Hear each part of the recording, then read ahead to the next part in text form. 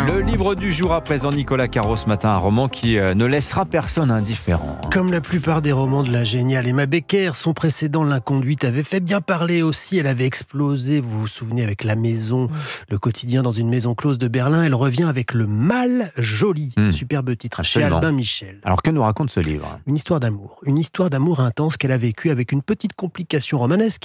Elle est en couple comme celui qu'elle adore et elle a 2 enfants à élever. Deuxième difficulté, elle vit dans le sud, du côté de Perpignan, et lui à Paris. Troisième obstacle, ils n'ont rien à faire ensemble. Lui est un écrivain aristo, look flamboyant, conservateur. Elle est plutôt rock, tendance pas grand-chose à carrer des conventions. D'accord, mais c'est assez banal comme histoire, non? Complètement. Sauf que quand c'est Emma Becker qui la vit et la raconte, ça change tout.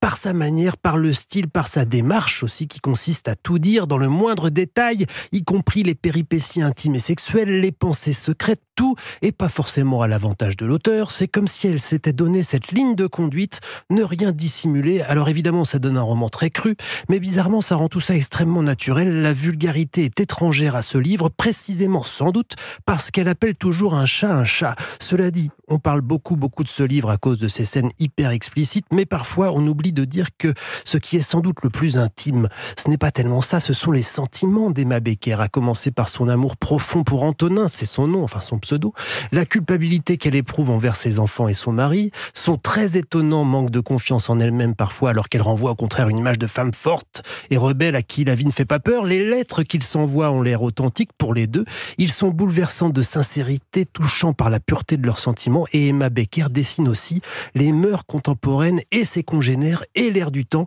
avec une précision maniaque. Je pense qu'on reparlera encore de ce livre dans 100 ans. Ah oui, dans 100 ans. Bah, c'est comme Les Liaisons dangereuses, tous ces classiques, vous voyez, c'est Le Mal tellement Joli, précis. donc d'Emma Becker, c'est chez Albin Michel. Merci Nicolas Caro.